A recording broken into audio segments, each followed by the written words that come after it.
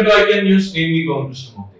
మొత్తానికి తెలుగుదేశం పార్టీ జనసేన ఉమ్మడి అభ్యర్థుల జాబితా కొలికొచ్చినట్లు తెలుస్తోంది. ఫిబ్రవరి మొదటి వారంలో దాదాపు 4వ తారీఖు లోపులోనే ఈ లిస్ట్ రెడీ చేసి ప్రకటించేటువంటి దాని మీద కసరత్తు ఇప్పటికే పవన్ కళ్యాణ్ అండ్ చంద్రబాబు నాయుడు గారు ఇద్దరు చేశారు అనే వార్త తెలుస్తోంది.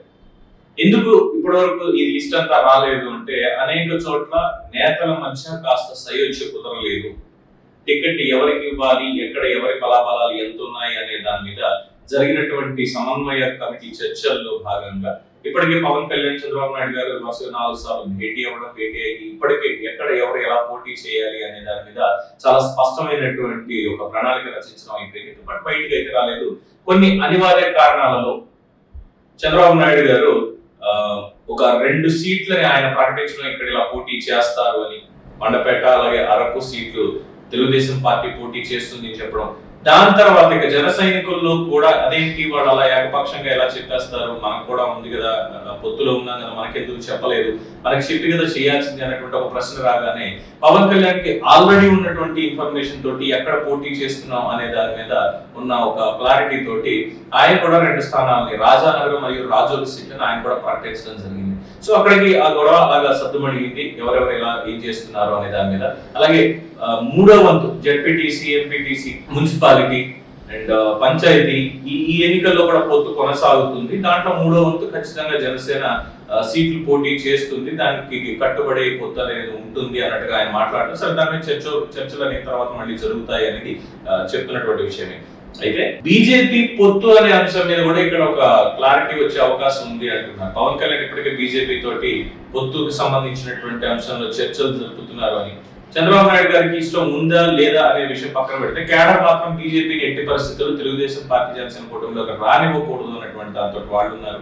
అలాగే జన సైనికులు కూడా పవన్ కళ్యాణ్ ఎంత పొత్తు గురించి మాట్లాడుతున్నా కూడా వాళ్ళు కూడా బీజేపీ దూరంగా ఉండడమే బెటర్ ఏమో అన్నటువంటి అభిప్రాయాన్ని తెలియజేస్తూ ఉండడం. దీంతో చాలా స్పష్టంగా లిస్ట్ అనేది రెడీ చేసుకొని మొత్తం ఉమ్మడి అభ్యర్థులుగా ఎంతమందిని ఎక్కడెక్కడ పోటీ చేస్తున్నాం అనే దాని మీద కసరత్తు పూర్తయి 4వ తారీఖు లోపల ఖచ్చితంగా ప్రకటించాలి అని ఇరుపక్షాల నేతలు జనసేన నుంచి పవన్ కళ్యాణ్ గారు, తెలుగుదేశం పార్టీ చంద్రబాబు నాయుడు గారు కృతనిశ్చయంతో ఉన్నారు. దానికి సంబంధించిన వివరాలు మరికొద్ది రోజుల్లో తెలియబోతున్నాయి అనేది తెలుస్తున్నటువంటి అంశం. మరొక పక్కన వైఎస్ఆర్సీపీ ఇప్పటికే 4 లిస్టులు రిలీజ్ చేసింది. అందులో ఎంపీలుగా ఉన్న వాళ్ళని ఎమ్మెల్యేలుగా ఉన్న వాళ్ళని ఎంపీలుగాను అనే కుల సమీకరణాలతోటే మొత్తం అంతా నింపేసింది. అయితే 5వ లిస్టు మీద ఇంకా కసరత్తు చేస్తున్నారని చెప్తున్నారు. ఇప్పటికే ఆశావాళ్ళు ఎవరైతే ఉన్నారో అందరూ తట్టాబుట్టా సర్దుకోవడం జరుగుతుంది. సిట్టింగ్ లో ఉన్న వాళ్ళకే టికెట్ లేనటువంటి పరిస్థితి. దాని క్రైటీరియా కేవలం చంద్రబాబు నాయుడు, పవన్ కళ్యాణ్ ఇద్దరిని బండబూతులతో తిట్టకపోవడమే అనేటువంటి ఒక నిజాన్ని వాళ్ళు జీర్ణించుకోలేకపోతున్నారు. అనేక సభలు సమావేశాలు కూడా, డిబేట్లో కూడా వైసీపీ నేతలు ఇదే చెప్తున్నారు. ఇదే కాకుండా వైసీపీలో రెబల్ గా ఉన్నటువంటి నేతలు ఎవరైతే ఉన్నారో వాళ్ళ మీద వైసీపీ చేస్తున్నటువంటి అమానుష కార్యక్రమాలు, అకృత్యాలు, వాళ్ళకి వ్యతిరేకంగా ఇష్టారీతిన అబద్ధ ప్రచారం, వీటన్నిటి నేపథ్యంలో 5వ లిస్టులో ఎవరు ఉంటారు, అసలు ఉంటారా వైఎస్ఆర్సీపీలో? ఇప్పటికీ చాలా పెద్ద లీడర్లు కూడా మాకు వద్ది పార్టీ, మేము ఇక్కడ ఉండలేము అన్నట్టుగానే తెలుస్తుంది.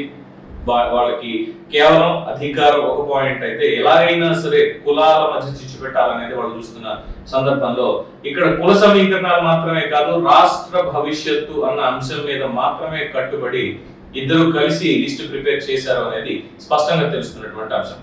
మరి ఎవరు ఎక్కడ నుంచి పోటీ చేస్తారు, ఏ టికెట్లు ఎవరికి కన్ఫర్మ్ అయ్యాయి తెలుగుదేశం జనసేన కూటమిలో అనేది మరికొద్ది రోజుల్లో తెలియబోతుంది. So keep watching for more updates. Icon news. నేను మీ పవన్ కృష్ణ.